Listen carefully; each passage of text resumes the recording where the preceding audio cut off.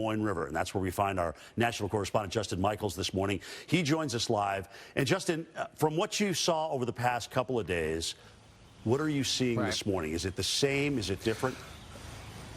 Well, I'll tell you what, Jim, it depends on the community you're in, but water in some places is still definitely rising. It's rising here in Humboldt, and we wanted to give you a firsthand view of what people are doing to protect their properties. And you might see this large white wall. Believe it or not, this is just some of the 1,500 or more sandbags this homeowner has decided to use to truly build a wall around their property. Not just this one, but take note of the neighbors next door, also building a massive sandbag wall that is tarped. And the reason they're doing it is because the West Fork of the Des Moines River is rising, and you will see the floodwaters coming up between their homes. It is still rising, not expected to crest until this afternoon.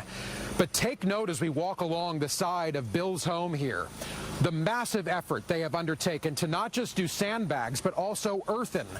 They have rock and gravel and huge amounts of dirt to build this wall. Now take note to where we are and take note to the perspective of the water. If this wall wasn't here, I'd have water probably up to my thighs.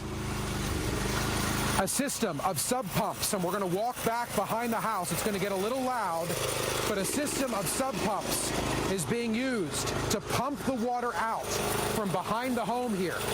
You can see that we technically would be underwater if this wall wasn't here. There are 10 sub pumps, all of them working basically as one big network. So as the water seeps in, and it is seeping in, it gets then pumped back out into the West Fork of the Des Moines River. It's an amazing system, but take note to the perspective here. The West Fork of the Des Moines River is at the level that it's at, and it's going to crest today around 17.5 feet. If they wouldn't have done this and built this wall, their property would be inundated with the West Fork of the Des Moines River. Look over there through the woods. Lauren DeSarmo behind the lens. Lauren to our left over here.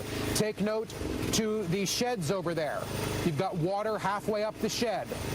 Okay, so we're talking about an extreme amount of water that would be in people's homes back here. Continuing to walk along, and it really is just amazing to see this perspective and understand how long it has taken. They've been building this wall for more than a week. As of yesterday, there were 7 sump pumps. They decided we need more because water was coming in faster than they could pump it out. So they added 3 more overnight. Bill, the homeowner, has been checking these pumps every 15 minutes all night long to make sure any water that seeps in is then pumped back out again.